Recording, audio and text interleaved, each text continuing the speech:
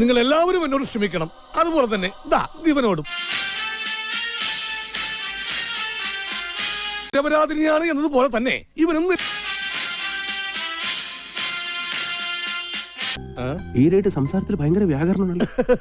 അതെന്റെ ശിഷ്യനായിട്ടുള്ള സംസർഗത്തിൽ നിന്ന് ലഭിച്ചതാ. അവന് മലയാളത്തിലൊക്കെ ഭയങ്കര ല്ലേ. പിന്നെ ഈ സംസാരത്തിലുള്ള സംസ്കാരം വില കൊടുത്ത കിട്ടില്ല. ആരാടാ നിന്റെ ഈ ശിഷ്യൻ? എനിക്ക് അവനെ ഒന്ന് കാണണം. ഒന്നിങ്ങോട്ട് വരാൻ പറയൂ. അതൊക്കെ സമയമാകുമ്പോ വരും.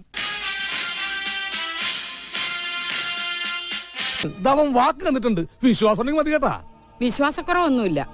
അവനെ ഞാൻ കണ്ടിട്ടില്ലെങ്കിലും എനിക്ക് അവനെ വലിയ വിശ്വാസമാണ്. പക്ഷെ നിന്നെ എനിക്ക് വിശ്വാസമില്ല.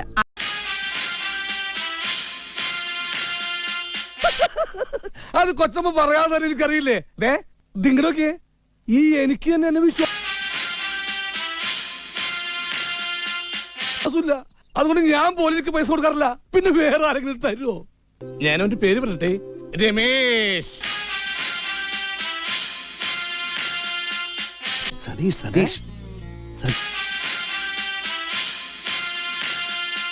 സതീഷ് അങ്ങനെയല്ലേ സനകരനോട് പറഞ്ഞത്? ആണോ? എങ്കിൽ സതീഷ്. അങ്ങോട്ടാടാ ഈ തള്ളിക്കറി വരുന്നത്. അങ്ങോട്ട് ഇറങ്ങിക്കടാ. അത് 100% ഗ്യാരണ്ടി. ഗ്യാരണ്ടി കൊടുക്കാൻ നീ ആരടാ?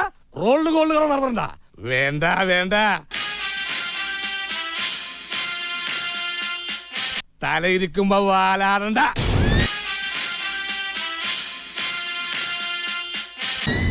100% ഗ്യാരണ്ടി. എന്റെ അരിമശി